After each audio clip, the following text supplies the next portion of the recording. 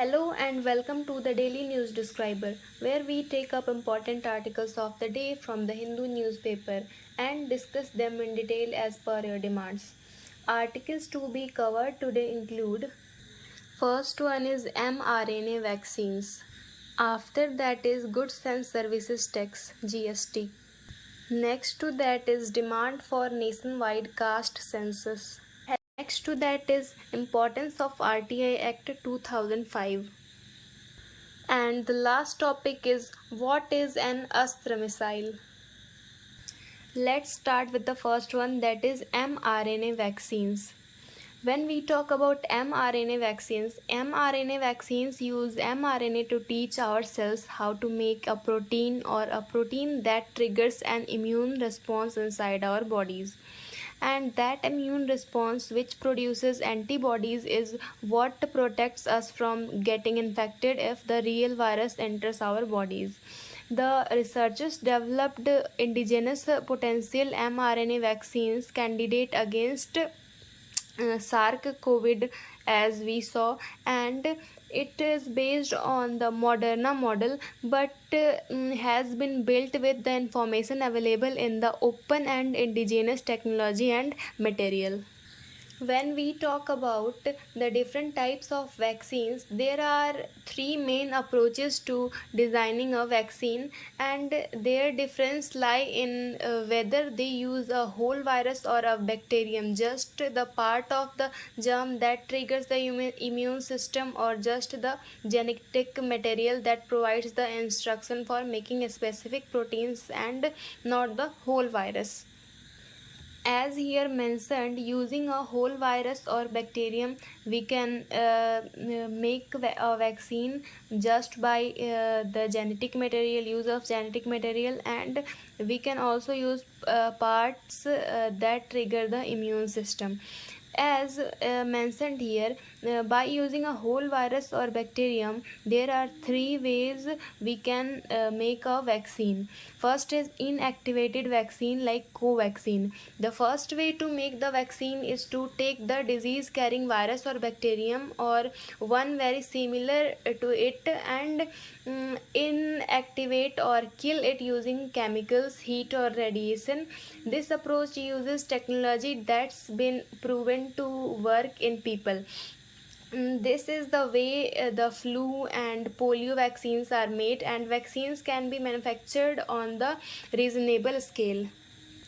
However, it requires special laboratory facilities to grow the virus or bacterium safely, and can have a relatively long production time, and it will likely require 2 or 3 doses to be administered. Next to that is parts that trigger the immune system. Next is live attenuated vaccine. Live attenuated, sorry, not attenuated, attenuated. A live attenuated vaccine uses a living but weakened version of the virus, or that's very similar. The measles, mumps, rubella, which is shortly called as MMR vaccine, and the chickenpox and shingles vaccine are examples of this type of vaccine. This approach uses similar technology to the inactivated vaccine and can be manufactured at scale. However, vaccines like this may not be suitable for people with compromised immune system. Next to that is viral vector vaccine. This type of vaccine, example of this vaccine is Covishield, and this type of vaccine uses a safe virus to deliver a specific subparts called proteins of the germ of interest, so that it can trigger an immune response without causing diseases.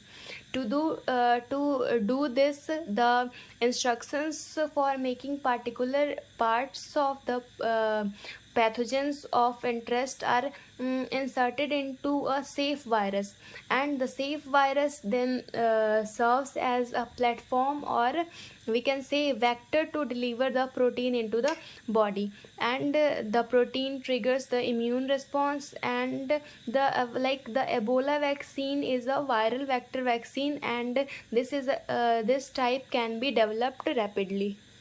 After that is parts that trigger the immune system. A subunit vaccine is one that only uses the very specific parts called subunits of virus or bacterium that the immune system needs to recognize.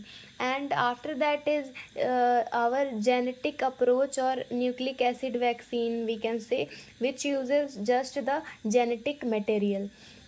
Unlike vaccine approaches that use either a weakened or dead whole microbes or parts of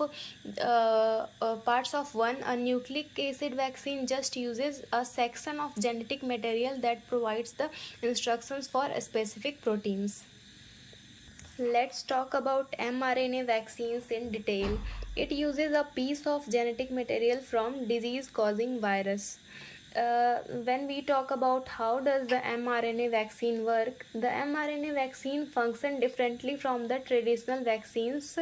Traditional vaccines stimulate an antibody responses by injecting a human with antigens. mRNA vaccines inject a fragment of the RNA sequence of a virus directly into the cells, and which then stimulate an adaptive immune response. mRNA fragment is a specific piece of the virus that carries instructions to build the antigen of the virus. An advantage of RNA vaccine is that they stimulate cellular immunity. Unlike DNA vaccine, mRNA vaccines are more fragile. As here given, they are more fragile as the molecules degrades within the minutes, and when exposed to the outside environment, these minute particles, when exposed outside the environment, hence they need to be stored at extremely low temperatures. As here given, it rates at room temperature and by some body enzymes. And why mRNA? We need mRNA vaccines to be wrapped mRNA vaccines need to be wrapped in oily lipids or fat cells. When we talk about benefits or advantages of mRNA vaccines, it includes safe and non-infectious. When we talk about benefits, the benefits of mRNA vaccines is it is safe and non-infectious. Second one is efficiency is high, and after that production is also easy. It is easy to produce. As mRNA vaccines are not constructed from an active pathogen or inactivated pathogen, they are non-infectious, and in contrast, traditional vaccines require the production of pathogens, which, if done at high volumes, could increase the risk of localized outbreak of the virus at the production facility. And RNA vaccines can be produced faster, cheaper, and a more standardized fashion.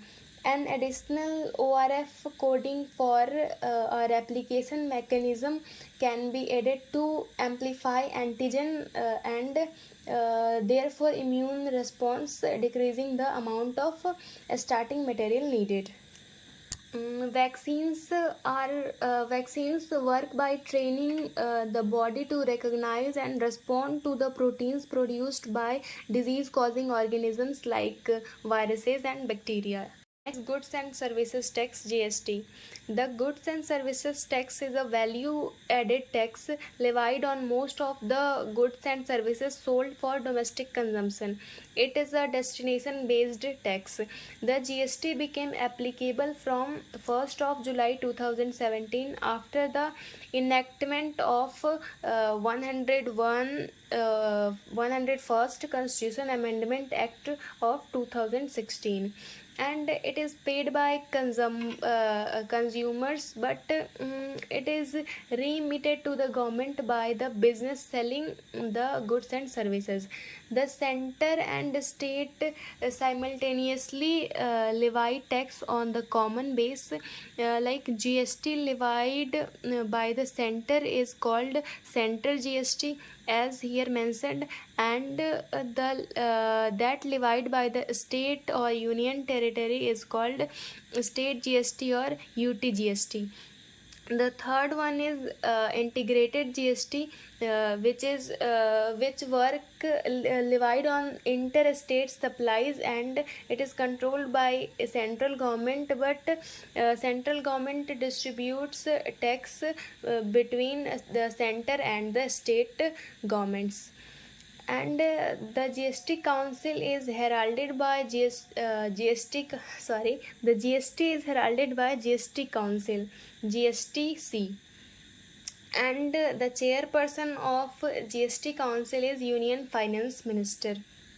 The goods and services tax GST brought about a significant transformation in India's taxation landscape. However, initially some manufacturing states had raised concerns about potential revenue implications. To address these apprehensions, the center assured states of protection against revenue losses through GST compensations, and although the pandemic resulted in revenue dips for certain states, the center managed to clear outstanding dues through borrowing, demonstrating its commitment to supporting the states. When we talk about the impacts of GST, it pushes for corporation federalism, benefits to taxpayers, and GST also benefits to MSMEs, micro, small, medium enterprises, and it enhanced revenue collection, increased tax buoyancy, and also market integration of ease of doing business, EODB. So GST has both positive as well as negative impacts on the economy. It facilitates economic growth by being transparent, and creates a loss over a few sectors by increased prices of the commodity. But the ease of doing business has been helped by the unified taxation, as here mentioned. And thus how GST is viewed in terms of the Indian economy depends on the on person to person. When we talk about challenges, it include technology glitches, like GST portal and e-way portal slowed down due to inclusion of GST, and next to that is complex tax slabs. After that is erosion of taxpayers trust, tax evasion, and fraudulent claims, and expanding of GST purview. When we talk about apprehensions of a state with GST regime, it concerns about revenue distribution. The producing states were apprehensive about losing out on revenue to be consuming states under the GST, and it also causes loss of power, tax rate fixation, and the fear of revenue loss. Also, states were concerned about the potential loss of revenue when transitioning from the previous tax regime to the GST system, and incorrectly fixing the GST rate could lead to decreased revenue collection. When we talk about states to steps to improve GST, it include information sharing increased technology penetration, and advanced analytics in indirect tax also helped in improving GST, and tightening registration norms and return filling system, it also improved GST. GST, when we talk about autonomy to collect revenue, one significant factor that persuaded states to agree to the GST was the provisions allowing them to retain control over revenue from alcohol and petroleum products.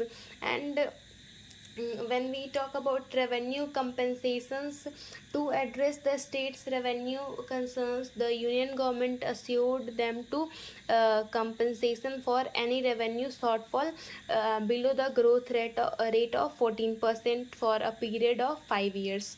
And a compensation cell was also introduced on luxury and sin goods to fund this compensation. Some way forward steps taken should be taken include rationalization of tax rates, legal and administrative changes, use of technology, streamlining of audits, assessments and investigation, expand tax network. To overcome the challenges posed by limited revenue raising powers, states can employ some strategies like utilize the tax analytics, strengthen compliance monitoring, and there are many more things like states should focus on service industry and foster cooperative federalism, like states should collaborate with each other in the spirit of cooperative federation. And this approach will encourage compliance, boost revenue and enhance economic growth, overall economic growth. States must adapt to the changing dynamics of revenue generation. While the initial concerns were addressed by the center, states now face the challenge of independently raising revenue and widening the tax net. By employing proactive measures such as leveraging tax analytics, strengthening compliance monitoring, as we discussed about that, focusing on service industry, and there are many more things. It is imperative for states to create an environment that promotes ease of doing business and instills confidence in taxpayers, thereby driving sustainable revenue growth and economic development. Good. Next to that is demand for nationwide caste census. When we talk about caste census, caste-wise tabulation of population is the caste census. When we talk about it, the recently released caste survey data by the Bihar government has once again brought the issue of caste census to the forefront. While the Census of India has been publishing data on scheduled caste and scheduled tribes, there has been no estimate for the population of OBCs and other groups. Now, when we talk about census and socio-economic caste census, census in India, the origin of census in India dates back to the colonial exercise of 1881. Here, when caste census was taken in 1931, and that was not revived, and the census of 1951 after our independence gave data of only scheduled caste and scheduled tribes.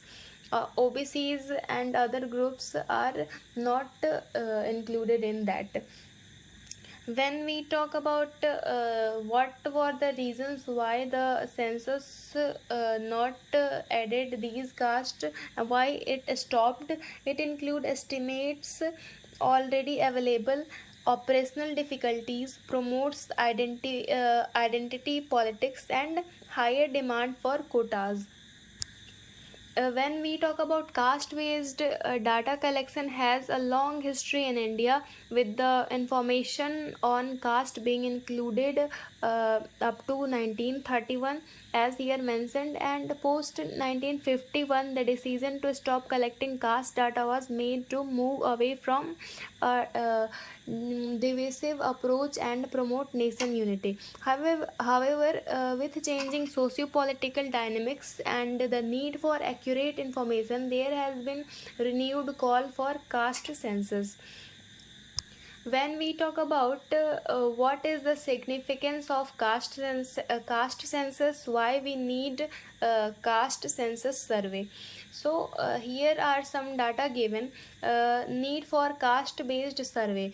Current data based on estimates like NSSO and NFHS, to address social inequality. Like understanding socioeconomic status by caste and evaluate demands by dominant sections. To address socio inequality means caste based discrimination is still prevalent in many parts of our country. The caste census can help identify the disadvantaged groups and bring them to the forefront of policy making. By understanding the distribution of different caste groups, targeted policies can be implemented to address social inequality and uplift that marginalized communities. And it is also to ensure in equitable distribution of resources. A caste census can help in this regard by providing insights into the socioeconomic conditions and need of different caste groups. The caste census is also required to monitor the effectiveness of affirmative action policies. A caste census can help monitor the implementation and outcomes of such policies, enabling policymakers to make the informed decisions regarding their continuation and modification. And it is also to provide comprehensive pictures of Indian society. And constitutional mandate. Our constitution too favors conducting a caste census. Article 340 mandates the appointment of a commission to investigate the conditions of socially and educationally backward classes and make recommendations as to the steps that should be taken by the government. When we talk about what can be the way forward, it include utilizing existing data. Independent studies at district and state level can be conducted to acquire the data of caste and subcaste at those levels. Next is reading all data holistically. Changes in census stock taking of previous exercise, addressing concerns like methodology and transparency, privacy in caste census. The data must be not become a weapon for deepening faultiness and increasing polarization to win elections. It should not lead to the splintering and we can say shrinking of the very notion of representation in a large and diverse democracy like India. Use of technologies like artificial intelligence, AI, and machine learning can help in analyzing data. And while there are arguments for and against a caste census, accurate data on the population of OBCs and other groups is necessary for promoting social justice and ensuring equitable distribution of resources. A caste census can also help monitor the effectiveness of affirmative actions, policies, and provide a comprehensive picture of the Indian society. It is crucial for policy makers to carefully consider the arguments of both the sides to provide for a more equitable and just society. Next to that, importance of RTI, Right to Information Act of 2005.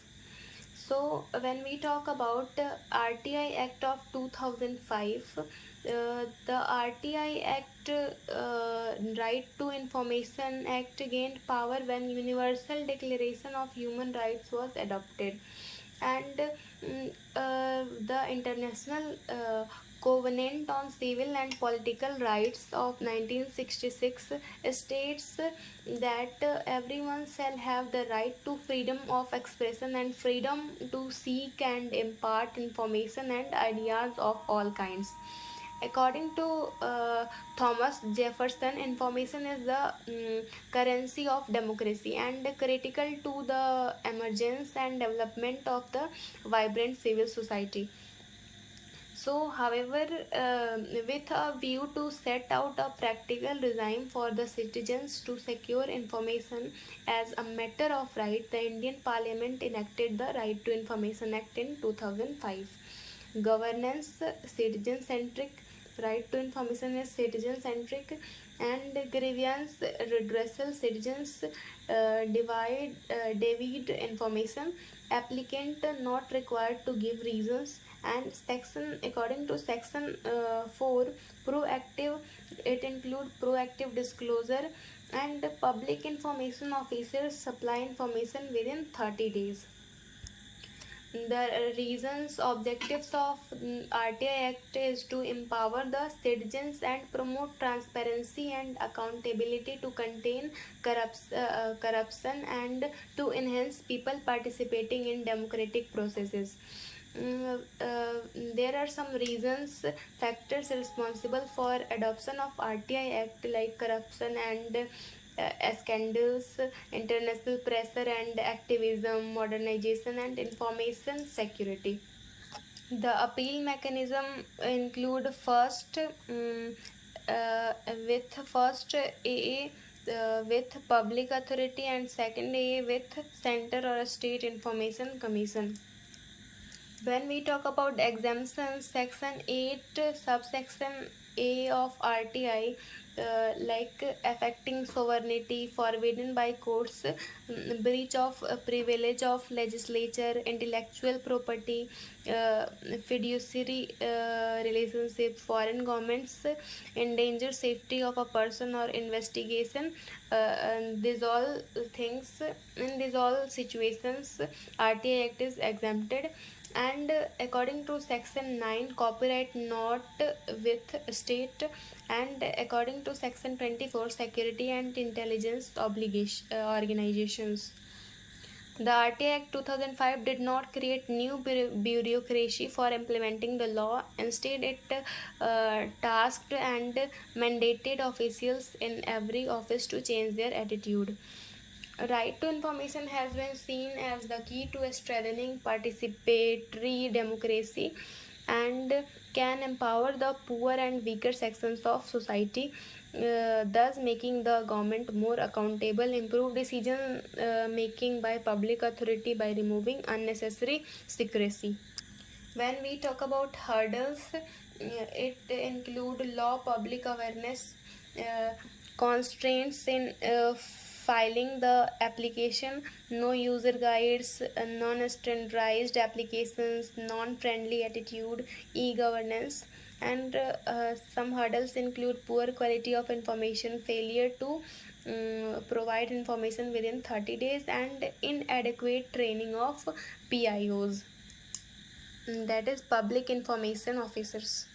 Different types of information is sought which has no public interest and sometimes can be used to misuse the law and harass the public authorities, like asking for desperate and voluminous information to attain publicity by filing RTI. And because of the illiteracy and unawareness among the majority of population in the country, the RTI cannot be exercised. Though RTI's aim is not to create grievance redressal mechanism, the notices from Information Commission often spur the public authorities to redress grievances. Some way forward include user friendly application process, uses of digital technology, investment in infrastructure, external agency for training, and proactive disclosure included in Section 4 of RTI Act.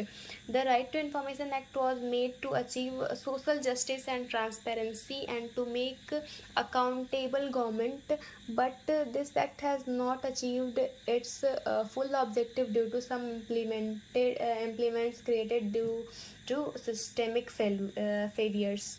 And as observed by Delhi High Court, that misuse of RTI Act has to appropriately dealt with. Otherwise, the public would lose faith and confidence in the this Sunshine Act like RTI Act. This law provides us a priceless opportunity to redesign the process of governance, particularly at the grassroots level, where the citizens' interface is maximum. Next to that is astra missile. What is an astra missile? So when we talk about astra missile, the recently the Ministry of Defense has signed a contract with the Hyderabad-based public sector Bharat Dynamics Limited (BDL) for supply of Astra Mark 1. The contract was signed at some cost for deployment on fighter jets. And when we talk about Astra and its variants, the Astra project was officially launched in early 2000 with defined parameters and proposed future variants.